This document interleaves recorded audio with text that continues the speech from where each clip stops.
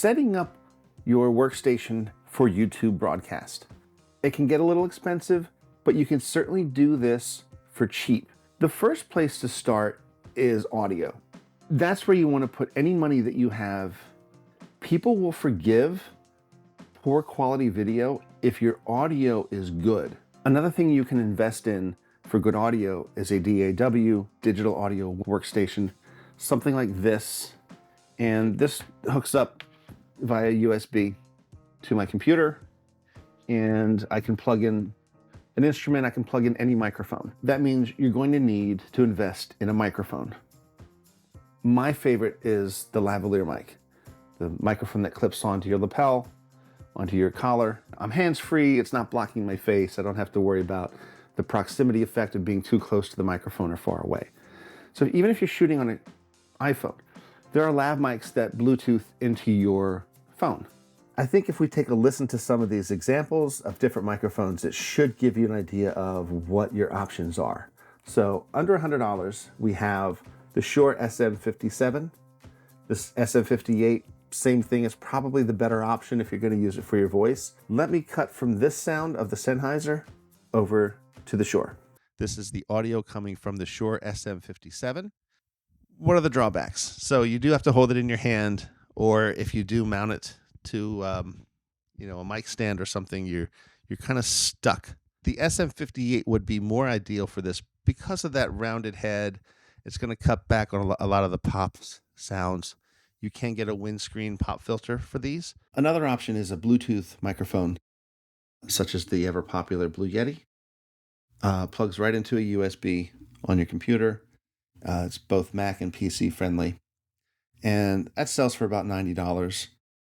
There's a couple different pickup pattern controls on the back of this thing, and one is for big stereo sound, one is for dual cardioid, where if someone's sitting across from you, you can do an interview, and then one's a little bit more of a directional cardioid pattern. So the idea with this is you should be able to keep it at your desk, not in front of your face. As you can see, this is about maybe 1.5 feet to 2 feet away from me.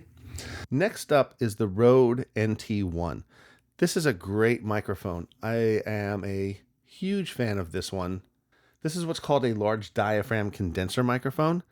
It's great for recording pianos, different musical instruments, great for doing vocals, voiceovers. This definitely has more of that FM DJ vibe coming to you live.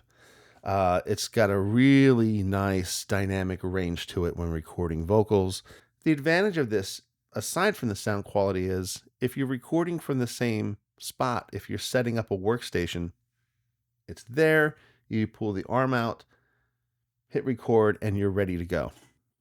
I'm going to record using my phone, video, and we're going to mix the audio between this and the phone. I'm recording from my phone, and the audio is coming here from the lavalier microphone. So here's the better video with audio coming from the phone. Now the thing with the phone audio is that's fine if I'm close enough to my microphone. But if I move further away, it's not going to give me the same sound quality as if when I'm right on top of it. Does the phone audio work? Sure. If you're in a quiet environment, if you're not outside where there's wind to contend with, hopefully that's a start for your audio. Now let's move back to our next process, which is video. As much as I love talking about cameras and camera specs, and it's a lot of what I do on this channel, for the sake of this video, I'm going to keep it simple. You want something that has autofocus. Now, the new Sonys and Canons out there with a lens combined that have the autofocus, especially the ones that have the facial tracking. Next up is lighting.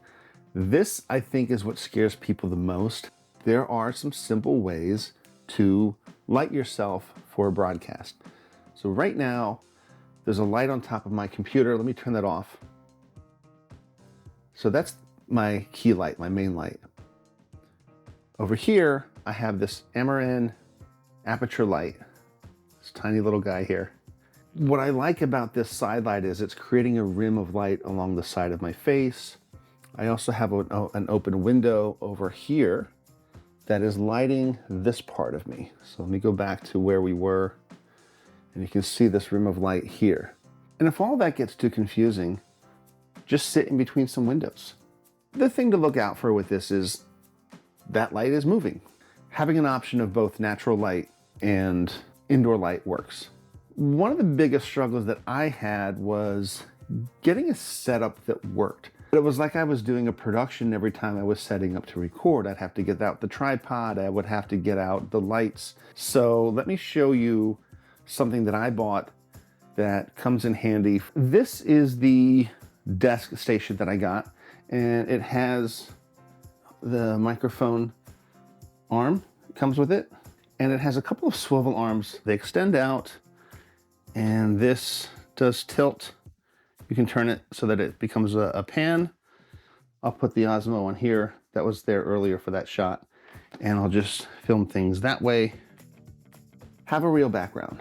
There is a psychology behind fake backgrounds. It's the thing that people focus on. It becomes a little bit unreal in your mind. You start thinking, what's behind this person? What's the real wall back there? It's going to take your viewer away from what it is that you're talking about. So it doesn't matter if it's a plain wall. It doesn't matter if your bookshelves aren't straight, if the cat walks into the frame. It adds a little bit more authenticity to who you are. And then the last thing is your framing and your composition. Try to keep your eye line level. If you have content that you think people are going to be interested in hearing, just do it. Just record yourself. Don't worry about how good you look, how great you sound. There's always room for improvement. You can always go out there and get your exercise bands out of the frame, right? Like, there's always ways that you can improve upon what you're doing. And the important thing is your message, what you have to say to people, how you communicate with people. Speak confidently, look at the camera, smile, make some movements. But more importantly, go out there and have fun, teach us something, share with us something that you know. This is a great time to do it. And it's a fun thing to do. I'm having a lot of fun doing it. I hope you're having fun watching. And maybe some of these lessons you can use in life. Light your face, smile, look good, and clean your room. Thanks for watching, everybody. I'm Matt Spade. I'll see you later.